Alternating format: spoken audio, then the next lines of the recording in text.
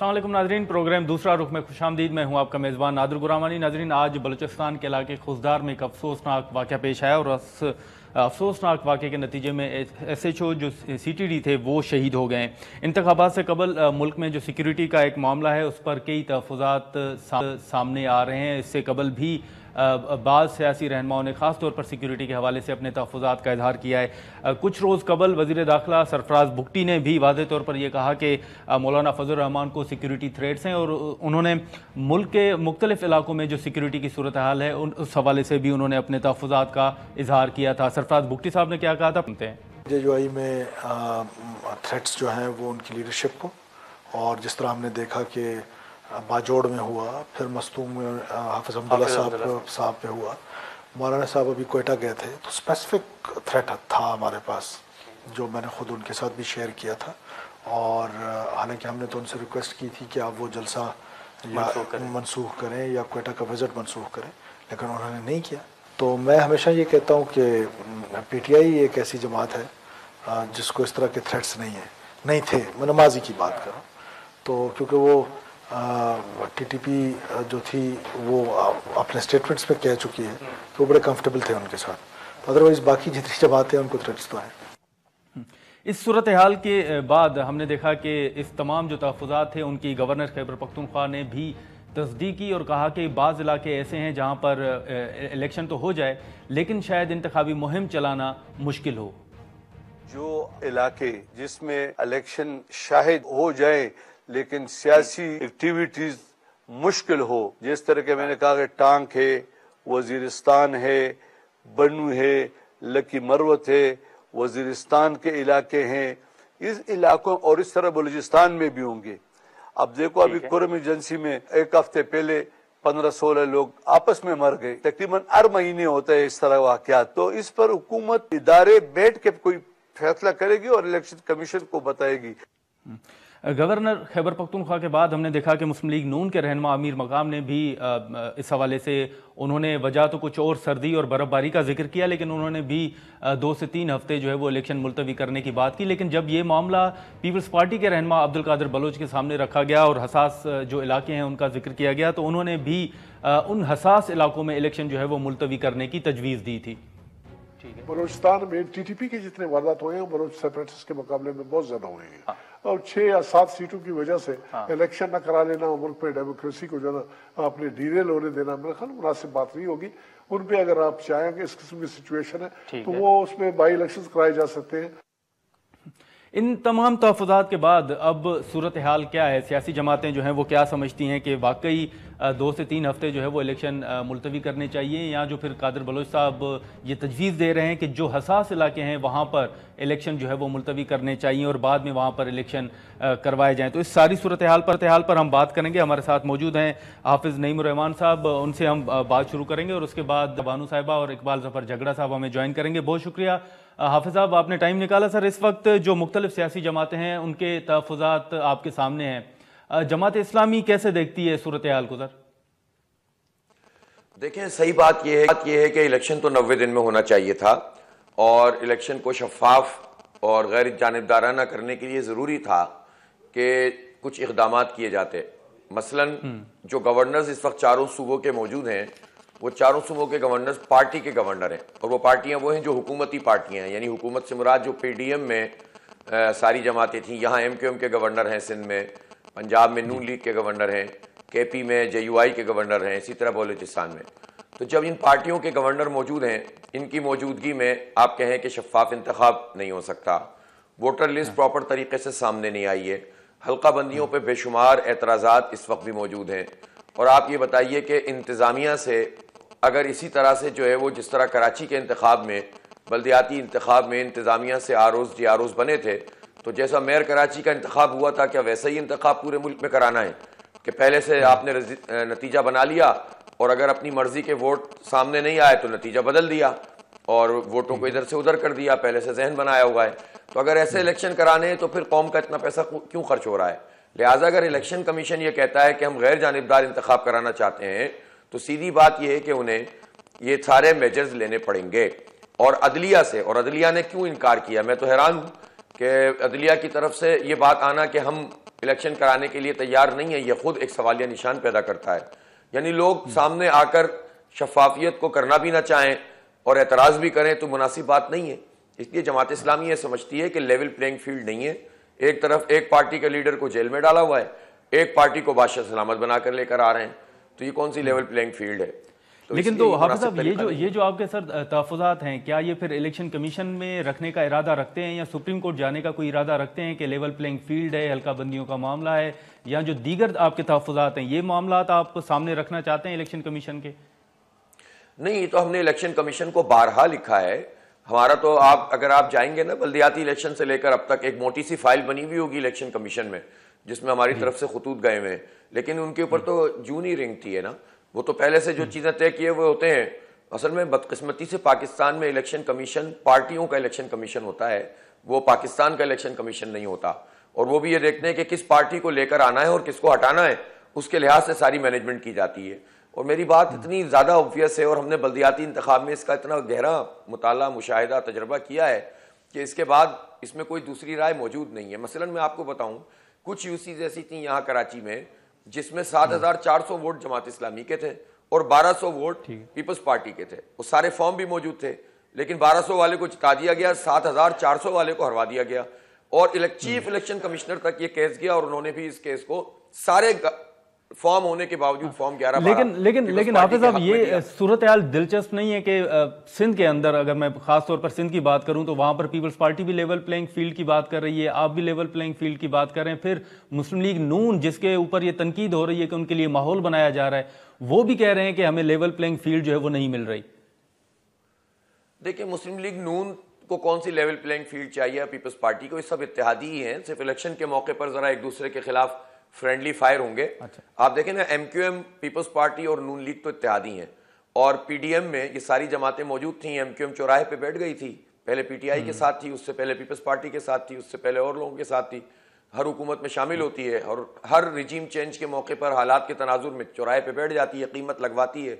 एक governor, 2 administrator, 4 चीज़ें, और अपनी ज़ाती मफादात लेकर कौम को भेज देते हैं, कराची को भेज देते हैं। तो ये तो हमेशा करते। तो ये सब पार्टियां तो साथ है ना। अभी दोबारा से उन्होंने कहा हमने इत्तेहाद कर लिया, इत्तेहाद तो इनका पहले से है। पीपल्स पार्टी से भी हमेशा इत्तेहाद होता है। तो ये तीनों पार्टियां, या नून लीग या People's Party, level playing field की बात कर रहे हैं। तो क्या चाहते हैं? ये चाहते हैं कि बस ऐलान भी इलेक्शन से पहले कर दें। खुल के तनकीद कर रहे हैं, वो तो खुल के मियां साहब के खिलाफ उनका नाम लेकर तनकीद कर रहे हैं। नहीं तो फिर वो क्या करते रहे? उन्होंने उनके साथ मिलकर हुकूमत का तख्ता क्यों उल्टा था? इस सवाल का जवाब दें ना वो। और फिर उसके बाद जो है वो ये पिछले 16 महीने तो वो खुद वजीर खारजा थे ना, इसी मियां शहबाज शरीफ के। ये क्या मजाक है कि जैसे ही इलेक्शन आए तो लोगों को बेवकूफ बनाने के लिए आप एक दूसरे के खिलाफ बातें करना शुरू कर दें और इलेक्शन के बाद दोबारा आकर बैठ जाएं, अब्बा कुछ बोले, बेटा कुछ बोले। ये नहीं चलेगा। सब कौम की आंख खुल गई है, हर कोई जानता है, इनके चेहरों से भी वाकिफ है। जमहूरियत का नाम इनको छूकर नहीं गुजरा। ये पार्टियां विरासत पे, वसीयत पे चल रही हैं। अब आप पीपल्स पार्टी को देखें, ये लेवल प्लेइंग फील्ड की बात करते हैं। ये देते हैं इंटीरियर सिंध में किसी को लेवल प्लेइंग फील्ड? ये देते हैं कराची की जो पेरीफ्रीज में गोट हैं, जहां पर वडेरा शाही निजाम है, वहां किसी को मौका देते हैं इलेक्शन लड़ने का? ये 40 वडेरे होंगे सब मिला के, छोटे बड़े, और एक खानदान, इस पर पार्टी चल रही है। और फिर ये कहते हैं लेवल प्लेइंग फील्ड। इसी तरह नून लीग, बादशाह सलामत, खानदान की जागीर, बाप बेटा, भाई बेटी, बेटा बेटा पोता, इसके अलावा है क्या? तो ये पार्टियां लेकिन हाफिज साहब, इस वक्त अगर हम सिंध की बात करें तो वहां पर तो निगरान सेटअप है वफाक की तरह, तो आप समझते हैं कि वो भी पीपल्स पार्टी को फेवर दे रहा है? देखिए, हमने अब तक बड़ी तवक्को थी कि जो निगरान सेटअप है सिंध का, ये कुछ करके दिखाएगा। और जैसा कि आर्मी चीफ साहब ने भी कहा था कि सिस्टम पे हम हाथ डाल रहे हैं, लेकिन अभी तक हम बातें सुनी हैं, सिस्टम पे हाथ डाला नहीं है। पीपल्स पार्टी ये चाहती है कि उसका सिस्टम भी इलेक्शन के दौरान भी काम करता रहे। यानी वो जो करप्शन का सिस्टम है, वो जो SBCA का सिस्टम है, जिसके शाखसाने आपने अर्शी सेंटर में देख लिए, RJ प्लाजा में देख लिए, वो जिस तरह से यहाँ करप्शन का अड्डा चल रहा है, जाहिर है निगरान सेटअप ने उस पर हाथ नहीं डाला। निगरान सेटअप अमलन जो है वो पीपल्स पार्टी का तोसीही सेटअप ही चल रहा है। एक वजीर है जो यूनुस ढाका, एक बयान दिया, उनकी वजारत बदल दी। दूसरे वजीर हैं डॉक्टर साद खालिद नियाज, उन्होंने करप्शन रोकने की कोशिश की जो रोबोटिक सर्जरी में की जा रही थी, उनके खिलाफ खुद चीफ मिनिस्टर हाउस से बयान जारी हो गए। मकबूल बाकर साहब एक बहुत शरीफुन्नफ्स आदमी है, हम चाहते भी हैं उनके से वक्त बैठे भी हैं, अब भी चाहते हैं कि ये जो कराची के बल्दियाती इशूज हैं, कराची के ये बिल्डिंग्स के इशूज हैं, बेरोजगार हो गए हैं, हजारों लोग इस वक्त RJ प्लाजा में बेरोजगार हो गए, उनकी दुकानें नहीं खोल रहे जबकि असेसमेंट हो चुकी है। तो हम इन सब चीज़ों में बात करना चाहते हैं, लेकिन ऐसा लगता है मफलूज निज़ाम है पूरा। और जो पीपल्स पार्टी की फेवर वाली चीज़ें और एमक्यूएम को तो ज़बरदस्ती मुसल्लत करने की कोशिश हो रही है। फटा हुआ गुब्बारा है, सुराख हो चुके हैं, फिर भी हवा भरने की कोशिश कर रहे हैं और उसमें सब शरीक जुर्म है। और वो ही लोग अभी भी जो इस वक्त जोड़ तोड़ हो रही है हाफिज साहब, अभी भी आप समझते हैं कि ये लोग शायद जैसे माजी में सियासी लोग कहते थे कि ये किसी के कहने पे जा रहे हैं, तो अभी भी आप समझते हैं कि ये किसी के कहने पे इधर उधर जा रहे हैं? असल में देखें, जिनकी जड़ें आवाम में होती हैं ना, फिर उसको जरूरत नहीं होती कि वो किसी के कहने पे कुछ करे। जो आवाम में इस वक्त जाने के काबिल नहीं है, वो फिर किसी के सहारे पर ही चलते हैं, और फिर वो सहारा कभी हटता है तो धड़ाम से गिर जाते हैं। और फिर होता यह है कि अब जैसे मैं एमक्यूएम का ही केस ले लूं, एमक्यूएम का केस ये है कि इस वक्त बज़ाहिर तो वो ये तासुर दे रहे हैं कि हमारे ऊपर किसी का हाथ है, लेकिन मैं आपको यकीन से बता रहा हूं कि जितने कम वोट इनको पड़ने हैं, उसके बाद जिसका अगर हाथ है भी ना, वो भी ये कहेगा भाई हमने ये थोड़ी कहा था, कुछ तो करना पड़ता है, तभी तो कुछ जरा सा। जी सर, ये वोट कम पड़ने की वजह क्या होगी आपके नजदीक? नहीं, उनकी परफॉर्मेंस है ना। 35 साल में कराची को दिया क्या है इन्होंने? अपनी जायदादें बनाई हैं मलेशिया में, चाइना कटिंग करके मलेशिया में होटल बना लिए 2001 से 2005 के दरमियान। एक दूसरे को राका एजेंट कहते रहे, फिर साथ मिलकर शीरो शकर हो गए। लंदन में किसी ने जगहें बना ली, किसी ने न्यूयॉर्क में जो है वो होटल खोल लिए, कोई दुबई में शोरूम बना लिया, यहां से 60 गज में रहते थे तो बंगलों में चले गए, अवाम का बेड़ा गर्क कर दिया, कराची के महाजरों को तबाह कर दिया, नौजवानों हमारे नस्लें तबाह कर दी। अब ये चाहते हैं कि तीसरी नस्ल और चौथी नस्ल भी तबाह करें, तो इसलिए लोग वोट नहीं डालेंगे कि बहुत हो गया है, और ये महाजिर सिंधी मंजन भी बहुत हो गया है, अब नहीं चलने वाला। लेकिन हाफिज साहब, यहाँ पर जो इंतखाबात के हवाले से जो मुख्तलिफ बातें हो रही हैं, जैसे मैंने शुरू में जिक्र किया कि खैबर पख्तूनख्वा के जो गवर्नर हैं उन्होंने भी बात की, फिर अब्दुल कादिर बलोच साहब कह रहे हैं कि जो हसास इलाके हैं वहाँ पर इलेक्शन जो है वो मुलतवी करना चाहिए। अमीर मकाम का बयान भी आपकी नज़र से गुजरा होगा। जमात इस्लामी सर इस पर क्या राय रखती है? आप भी समझते हैं कि हसास इलाकों में इलेक्शन जो है वो मुलतवी होना चाहिए, या आपकी तजवीज़ क्या होगी? नहीं, हम तो इलेक्शन करवाने के हक में हैं और हम तो 90 दिन में करवाना चाहते थे। देखिए, हमारे पास एक बहुत वैलिड मामला था मरदमशुमारी का कराची में जो मरदमशुमारी पे शबखून मारा है पीपल्स पार्टी और एमक्यूएम और नून लीग ने मिलकर, और हमारी 1,47,00,000 1.5 करोड़ आबादी ये खा गए और इन्होंने डकार भी नहीं ली। इसके नतीजे में हमारी 9 कौमी असम्बली की सीटें और 17 सूबाई असम्बली की सीटें कम हो गई। ये मौका था कि हम इसके ऊपर चले जाए। हम पूरा तहफ़्फ़ुज़ भी रखते हैं, एहतजाज भी करते हैं, लेकिन सिर्फ इसलिए नहीं गए कि ये हम पर ही मलबा डालकर इलेक्शन को पोस्टपोन ना कर दें।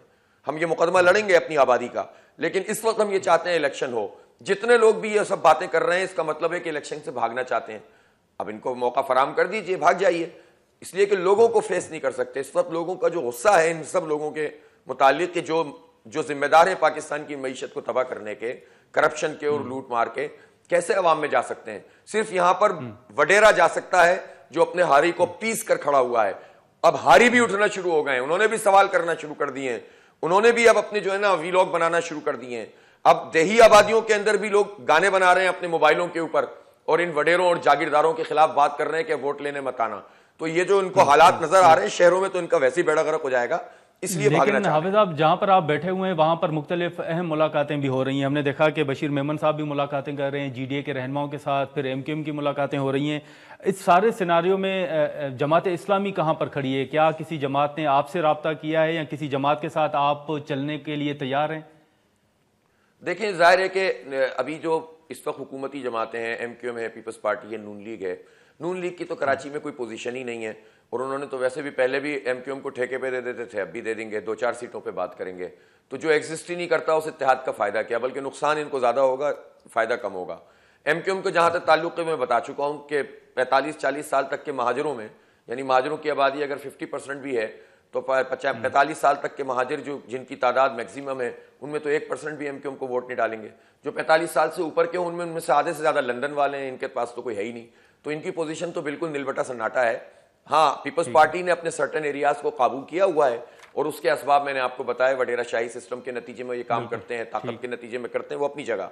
अब नून लीग के पास भी कुछ नहीं है, PP के पास भी, अब GD है, GDA की पोजीशन किसी ना किसी हद तक इंटीरियर सिंध में है, और GDA के साथ जमात इस्लामी की किसी न किसी सीट के ऊपर एडजस्टमेंट हो सकती है, इसलिए कि जाहिर है कि वो बराह रास्त जिम्मेदार नहीं है इन तमाम हालात के, तो वो तो उनसे बात हो सकती है, लेकिन इन जमातों से कैसे बात करें कि जो खुद तबाही के जिम्मेदार हैं इस शहर की। ठीक है हाफिज साहब, बहुत शुक्रिया। हमने आवाम से इत्तेहाद कर लिया है, हमने नौजवानों से इत्तेहाद जी ठीक है हाफिज साहब, बहुत शुक्रिया। नाजरीन, हाफिज नईम रहमान साहब की गुफ्तगू। यहाँ पर हम एक शॉर्ट ब्रेक लेंगे और ब्रेक के बाद जो GDA इस वक्त सिंध में मुतहरिक नज़र आ रही है, जो इत्तेहाद की बातें हो रही हैं, इस मामले पर हम बात करेंगे। सायरा बानू साहिबा हमारे साथ होंगे। प्रोग्राम में दोबारा खुशामदीद। नाजरीन, इस वक्त जो सिंध में मुलाकातें हो रही हैं, GDA काफ़ी मुतहरिक नज़र आ रही है। इसी मामले पर हम बात करेंगे। सायरा बानू साहिबा GDA की सीनियर रहनुमा हमारे साथ मौजूद हैं। सायरा साहिबा, बहुत शुक्रिया, आपने टाइम निकाला। इस वक्त सिंध में हम अगर देखें तो मुस्लिम लीग नून की भी मुलाकातें हुई हैं, GDA के साथ, MQM के साथ भी नून लीग की मुलाकातें हो रही हैं। इस वक्त सिंध के अंदर जो सियासी सिनारियो है वो GDA किस तरह देख रही है, क्या बनने जा रहा है? कौन सा इत्तेहाद आप समझती हैं कि वो ज़्यादा डेंट डालेगा, खासतौर पर पीपल्स पार्टी के खिलाफ जो इत्तेहाद बन रहा है? अस्सलाम वालेकुम। पहले तो नादिर, जो सिंध में हो रहा है उसको समझने की जरूरत है, और कि जैसे ना यहाँ पर सूबाई इलेक्शन कमीशन के पास हम लोगों की कुछ सुनवाई हो रही है, और ना वहां पर सिकंदर साहब इस बात पर वो कहते हैं कि उनके कान पे कोई जूं रेंग रही है कि जो यहाँ पर निगरान हुकूमत है, मेरे ख्याल में तो वो, मेरा ख्याल क्या हकीकत यह है कि पीपल्स पार्टी की बी टीम है। और जिस तरीके से यहाँ पर हल्का बंदियां और इन सब चीजों में सारा कुछ हुआ, तो जब तक साफ शफाफ इलेक्शन नहीं होंगे तो हम किसी भी पार्टी को टेंट डालने का कैसे सोच सकते हैं। हमारी कोशिश पूरी होगी, और जिस तरीके से हम लोग पार्टी इस वक्त मुलाकातें हो रही हैं, मैं नून लीग की बात नहीं कर रही, मैं सिंध की बात कर रही हूँ कि जाके लोगों से राब्ते बढ़ रहे हैं हम लोगों के। लेकिन जब तक ये चीज नहीं होगी, मैं आपको क्या वाज़ेह बता सकती हूँ। लेकिन तो फिर ये कहा जाए कि जिस तरह पीपल्स पार्टी बात कर रही है कि लेवल प्लेइंग फील्ड नहीं मिल रही, नून लीग सिंध के अंदर बात कर रही है लेवल प्लेइंग फील्ड नहीं मिल रही, जमात इस्लामी, तो GDA भी यही समझती है कि उनको भी लेवल प्लेइंग फील्ड जो है वो सिंध के अंदर नहीं मिल रहा है। लेवल प्लेइंग फील्ड देखिए, अभी अब एक फिक्रा चल पड़ा, और वो किस हवाले से चला है वो तो आपको भी पता है कि तराजू के पलड़े बराबर करते करते तो तराजू के पलड़े ही झुक गए हैं। हाँ, मतलब जिस तरीके से यहाँ पर वो कहते हैं ना कि शुरुआत हो चुकी है, और जिस तरीके से पहले वाले इलेक्शन चोरी होते रहे हैं और धांधली ज़्यादा इलेक्शन थे, उस हवाले से हम लोगों के तहफ्फुज़ात हैं। और बाकी ज़ाहिर है हर पार्टी का अपना ही, लेकिन हम लोगों का भी यही है जी। लेकिन सायरा साहब, आप मुख्तसरन बताएंगे कि आपके तहफ्फुज़ात हैं क्या? जो सूबाई इलेक्शन कमीशन या फिर इलेक्शन कमीशन सेक्रेटेरिएट जो है वो आपके तहफ्फुज़ात नहीं सुन रहा, या निगरान हुकूमत नहीं सुन रही, वो मखसूस डीलिमिटेशन के हवाले से या दीगर कोई तहफ्फुज़ात भी हैं GDA को? देखिए, डीलिमिटेशन भी है, वो तो जाहिर है कि जिस तरीके से यहाँ पर ये खैरपुर, सांगड़ और इधर से हल्कों का सारा कुछ हुआ है, लोगों ने जो भी धांधली हुई। फिर देखिए, होना चाहिए कि जो ट्रांसफर की मैं बात कर रही हूँ, तो उससे पहले जब निगरान हुकूमत आई है, तो वही अब आपको भी पता है कि 15 साल से पीपल्स पार्टी ने यहाँ सिंध में पंजे गाड़े हुए हैं, और जिस तरीके से ब्यूरोक्रेसी उनकी सुनती है, और जो यहाँ पर ट्रांसफर्स भी हुए हैं, तो देखिए आप कैसे हो सकते हैं कि आप एक जिले से जो उन्हीं का नवाजा हुआ बंदा है और आपने उठा के उन्हीं की कॉन्स्टिट्यूशन दूसरे किसी उसमें वो कर दिए। तो जो हमारे एक राय थी, और कि भाई ये जो बैनर सूबाई होने चाहिए थे, अगर आप साफ और शफाफ इलेक्शन देखना चाहते हो। और आपको पता है कि 15 साल से क्या हुआ। बाकी आप उससे पहले आपने राब्तों का पूछा, तो जाहिर है एक इलेक्शन से पहले माहौल बनता है और सियासी जमातें आपस में राब्ते करती हैं, और देखिए कि आगे क्या होता है। जहां नून लीग के हवाले से अब वो जाहिर है उनके राब्ते चल तो रहे हैं, लेकिन मुझे तो यहाँ पर सिंध में उनका वोट बैंक नजर नहीं आता, और अब अल्लाह जाने कि वो किस तरीके से उनका वोट बैंक यहाँ पर आ जाएगा, लेकिन मैं नहीं देखती कि उनको कोई वोट बैंक है। और जो पिछले लेकिन सायरा साहबा, ये जो इस वक्त सिंध के अंदर जैसे पीपल्स पार्टी के ऊपर तनकीद हो रही है कि वो लेवल प्लेइंग फील्ड की बात क्यों कर रहे हैं, तो उस हवाले से तो अब खुर्शीद शाह साहब ने भी कहा कि सिंध के अंदर जिस तरह पोस्टिंग ट्रांसफर्स हो रही हैं वो किसी और सूबे में नहीं हो रही। तो पीपल्स पार्टी के ऊपर तनकीद तो हो रही है, लेकिन वो तो खुद सूबे में लेवल प्लेइंग फील्ड का मुतालबा कर रहे थे कि कैसे लेवल प्लेइंग फील्ड का वो मुतालबा कर रहे हैं, और जिस तरीके से अभी उनके बयानात आ रहे हैं। हालांकि देखिए, सब शेर व शकर थे और अपनी उन्होंने हुकूमतों का हिस्सा भी थे, तो शायद अब मैं आपको इससे क्या खुलकर बताऊं कि शायद बता दें, थोड़ा कुछ बता दें। हाँ, नजर आ रहा होगा, तो शायद एक थोड़ा सा वो है कि पता नहीं उनको टफ टाइम मिलेगा, लेकिन वो टफ टाइम भी अगर वो अपनी इत्तेहादी साबका इत्तेहादी जमात के हवाले से कह रहे हैं तो क्या कह सकती हूँ। लेकिन सायरा साहब, आपके अपने बंदे भी तो टूट रहे हैं। मतलब दो जो आपके रहनुमा थे वो उन्होंने पीपल्स पार्टी में शमूलियत इख्तियार कर ली। जीडीए ने तो बड़ा, अगर लाड़काना की हम बात करें तो बड़ा टफ टाइम आपने पीपल्स पार्टी को दिया था। तो ये जीडीए के अंदर से लोग क्यों टूटना शुरू हुए हैं? देखिए, जीडीए ग्रैंड डेमोक्रेटिक अलायंस, आप मैं अपनी बात करूंगी तो मुस्लिम लीग फंक्शनल के जो है वो मुस्लिम लीग फंक्शनल के खड़े हैं। तो जाहिर है एक 2018 में इत्तेहाद बना था और उसमें बाकी जितनी भी दूसरी जमातें हैं या वो हुई थी। तो इलेक्शन के बाद जाहिर है वो गवर्नमेंट खत्म हुई थी, उसके बाद हर कोई आजाद है, उनको वहां पर बका नजर आ रही होगी, बका, तो वो वहां पर चले गए, बाकी हर कोई आजाद है। पर जीडीए में बहुत सारी जमातें थी मुस्लिम लीग फंक्शनल की, वो वहीं पर ही कायम व दायम है। और इंशाल्लाह ताला इलेक्शन में हम टफ टाइम देंगे अपने ओन पे। ये जो इस वक्त मुख्तलिफ सियासी जमातें, जिसका हमने प्रोग्राम के शुरू में भी जिक्र किया कि सिक्योरिटी की सूरत हाल, या JUIF ने भी कहा, फिर गवर्नर खैबर पख्तूनख्वा ने कहा, अब्दुल कादिर बलोच साहब बलूचिस्तान के हवाले से बात कर रहे हैं कि वहाँ पर जो हसास इलाके हैं वहाँ पर इलेक्शन जो है वो मुलतवी होना चाहिए। तो इस पर जीडीए क्या राय रखती है? क्या वाकई आप समझते हैं कि वाकई सूरत हाल ऐसी है कि हफ्ता 2 हफ्ता इलेक्शन आगे पीछे होने चाहिए? नहीं जी, नियत सही होनी चाहिए तो फिर बाकी काम खुद ब खुद सही हो जाते हैं। इलेक्शन करवाने की नियत बिल्कुल, इन्नमल अमालु बिन्नियात, तो जो अमल का दारोमदार है वो नियतों पर होता है। अब कोई बहाना अगर बना रहे हैं कि सर्दी है, तो सर्दी में आप भी हिस्ट्री उठा के देख लीजिएगा कि कब कब इलेक्शन हुए, जनवरी फरवरी में।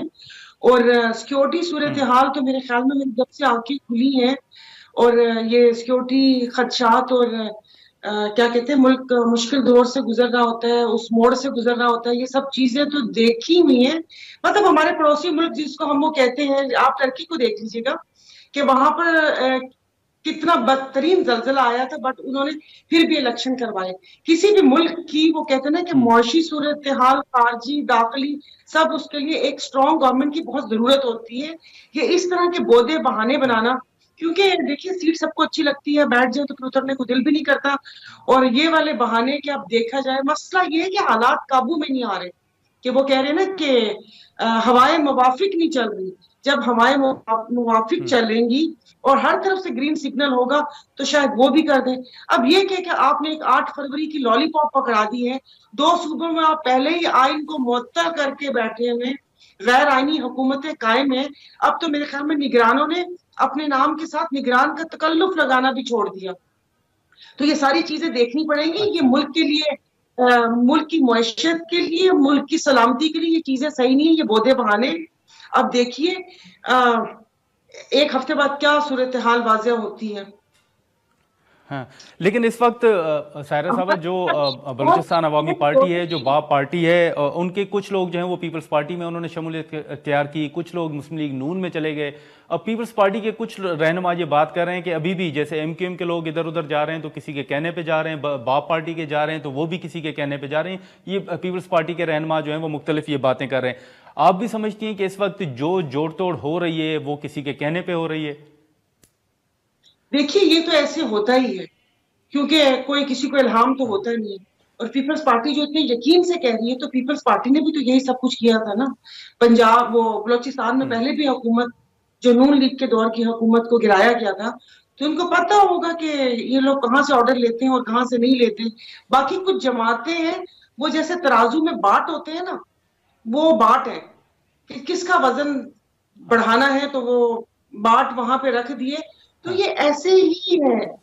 आपको किसने कहा कि यहाँ पर पाकिस्तान में, मैंने देखा कि बहुत कोई असूलों की और वो सियासत होती हो, किसको कितना हिस्सा बकदर मिलता है और वो उस पार्टी में जाता है। मैं आपको यही तो बोल रही हूँ कि जब इलेक्शन साफ शफाफ होंगे नहीं, उससे पहले जैसे आपने, आई एम सॉरी, कि वो अल्ट्रासाउंड से आपने जेंडर का पहले ही पता चला लिया कि यहाँ पर जी वजीर आजम कौन होगा और वजीर दाखिला कौन होगा, तो फिर आप मुझे बताएं कि ऐसे इलेक्शन को मानेगा कौन?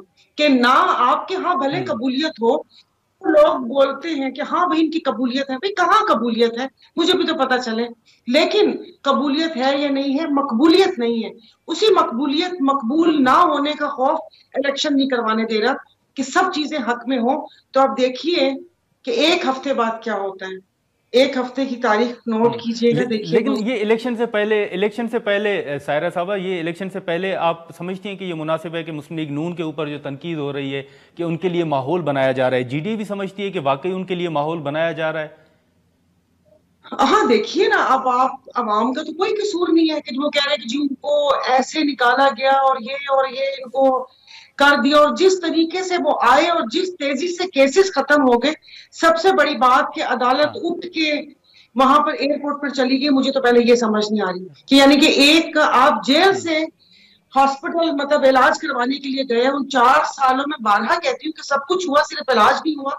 फिर उसके बाद आप आए और उसके बाद अदालतें उठ के चली गई, और जिस तरीके से रिलीफ मिल रहा है उसमें सबसे वो कहते हैं ना कि मैं कोई अच्छा सा अल्फाज ढूंढ रही हूँ कि बहुत बुरा जो किरदार रहा है वो नैब का है।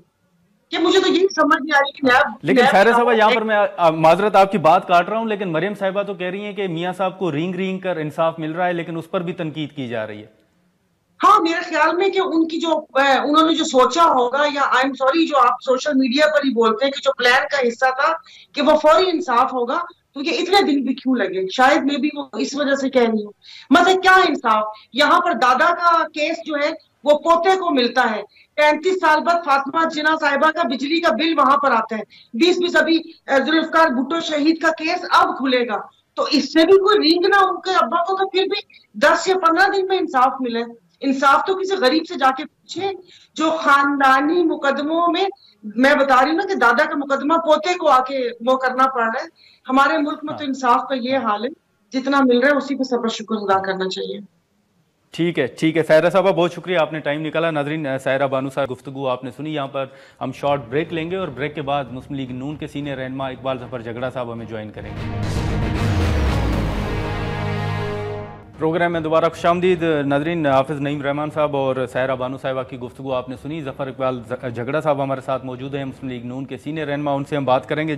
झगड़ा साहब, बहुत शुक्रिया। सर, इस वक्त हम जिक्र कर रहे थे कि मुख्तलिफ जो सियासी जमातें हैं जिसमें मुस्लिम लीग नून भी शामिल है, इंतखाबात के हवाले से मुख्तलिफ जो तहफ़्फ़ुज़ात हैं वो सामने आ रहे हैं।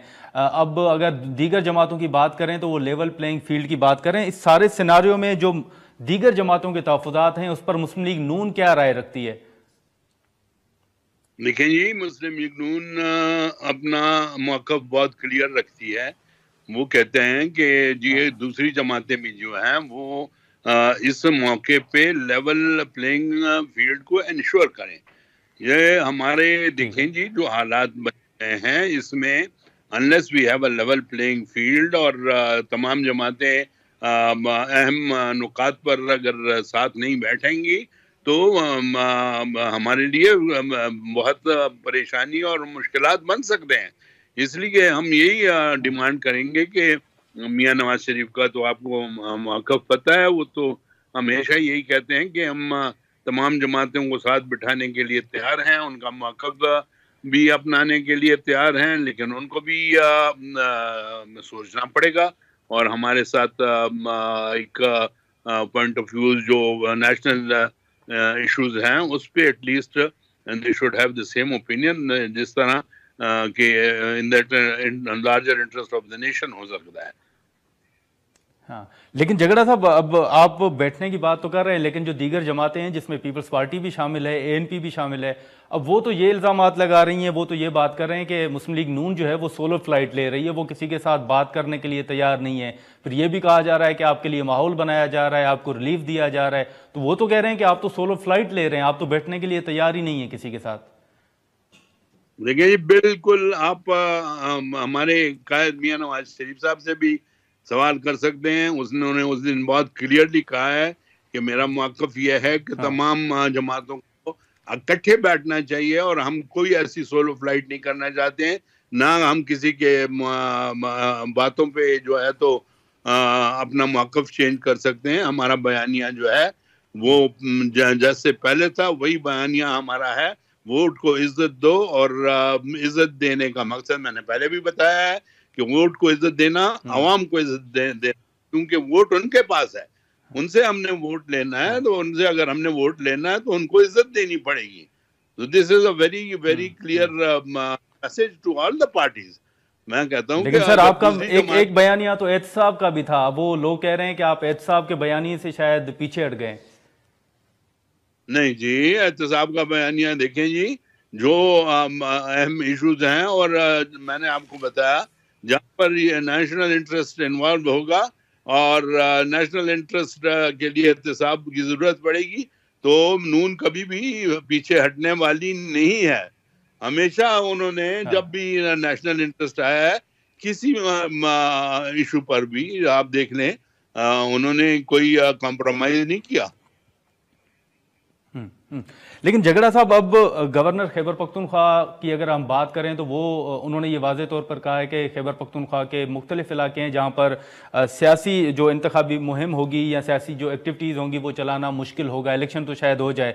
फिर कादिर बलोच साहब बलूचिस्तान के हवाले से तहफ़्फ़ुज़ात का इज़हार कर रहे हैं। आप खुद खैबर पख्तूनख्वा में अहम ओहदे पर रहे हैं, आप बताएंगे कि कौन से इलाके जो हैं वो आपके नज़र में सेंसिटिव हैं? देखें जी, सेंसिटिव एरियाज तो जो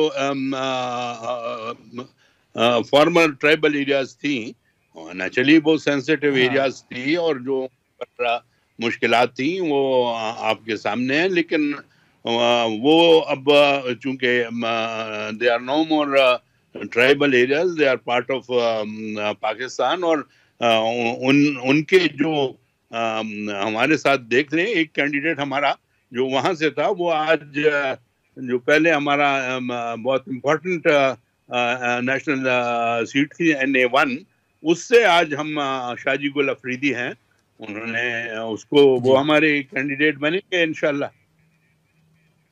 अच्छा, लेकिन फिर झगड़ा साहब, ये जो हसास इलाके हैं इस हवाले से मुख्तलिफ जो आ रहा है वो सामने आ रही हैं, तो आपकी नज़र में उन हसास इलाकों पर फिर क्या स्ट्रेटजी होनी चाहिए हुकूमत की? देखिए जी, उन हसास इलाकों पर the only thing they need to do is extra security आपको पुलिस भी दे सकती है, लेकिन पुलिस के साथ साथ हमारी जो आर्म फोर्सेस हैं, अल्लाह का करम है, उन्होंने तो साबित किया है। देखें जी, जहां सख्त से सख्त हालात, जब अभी तो वो मैं नहीं कहूंगा कि आजकल वो हालात हैं, लेकिन जब सख्त से सख्त हालात से दहशतगर्दी थी और अभी जो है, अभी इनकी दहशतगर्दी भी अगर कंट्रोल्ड है तो पुलिस और आर्म फोर्सेस के जॉइंट एफर्ट्स से, अल्लाह के करम से आज हम we are in a position to say that इंशाल्लाह जो एरियाज आप सेंसिटिव शो कर रहे हैं वहां भी हमें परेशानी नहीं होगी। तो झगड़ा साहब, ये जो अमीर मकाम साहब कह रहे हैं कि कुछ हफ्ते जो है वो इलेक्शन मुलतवी करना चाहिए जिन इलाकों में बर्फबारी है, या इस तमाम सूरत हाल को सामने रखते हुए, फिर कादिर बलोच साहब ही जैसे मैंने जिक्र किया कि वो कह रहे हैं कि उन हसास इलाकों में इलेक्शन ही नहीं करना चाहिए, तो आपकी तजवीज़ क्या होगी सर? देखिए जी, हसास इलाके जो है, मैंने आपको बचा, अगर हसास सिक्योरिटी की वजह से है तो उसके लिए तो सिक्योरिटी प्रोवाइड करेंगे, और अगर वो वेदर इश्यूज कह रहे हैं तो वेदर इश्यूज पहले भी आते रहे हैं और इन सीजन में पहले भी इलेक्शन हुए हैं। दैट डजंट मीन कि वहां पर बर्फबारी तो इलेक्शन ही नहीं हो सकते, पोस्टपोन हो जाएंगे।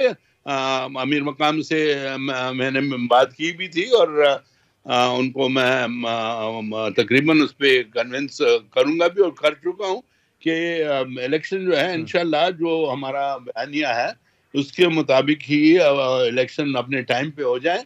This is in no way in the interest of the nation के हम उसको पोस्टपोन कराने के लिए कोई डिमांड पुट अप करें। तो सर अभी तक अमीर मकाम साहब कन्विंस हुए नहीं है? जी जी, अमीर मकाम साहब अभी तक कन्विंस नहीं हुए? देखें जी, चंद ये 2-3 दिनों से चूंकि मैं लाहौर था और वो पेशावर में थे तो उनसे मेरी मुलाकात जरा नहीं हो, लेकिन इंशाल्लाह इन अ डे और so I will be seeing him. जब मियां साहब के साथ भी वो बैठे तो ये चीज लाहौर में क्लियर हो जाएगी इंशाल्लाह। ठीक है, ठीक है, ठीक है। इकबाल ज़फ़र झगड़ा साहब, बहुत शुक्रिया सर, आपने टाइम निकाला। नाज़रीन, हम इकबाल ज़फ़र झगड़ा साहब की जो राय हमने शामिल की उस हवाले से पहले जो अमीर मकाम साहब बात कर रहे थे, फिर कादिर बलोच साहब बात कर रहे थे, इन तमाम तहफ़्फ़ुज़ात के बाद भी अब जमात इस्लामी हो या मुस्लिम लीग नून के जो दीगर रहनुमा हैं वो ये राय रखते हैं कि इलेक्शन जो हैं वो वक्त पर होने चाहिए। अब जो सिक्योरिटी के हवाले से तहफ़्फ़ुज़ात हैं, उस हवाले से ये तमाम जमातों का मुतालबा है कि सख्त से सख्त सिक्योरिटी हो और इस मामले को हुकूमत को जो है वो तमाम तर इंतज़ामात जो हैं वो मुकम्मल करने चाहिए और मौसर जो इक़दामात हैं वो करने चाहिए। आज के प्रोग्राम में इतना ही, इजाज़त दीजिए, अल्लाह हाफ़िज़।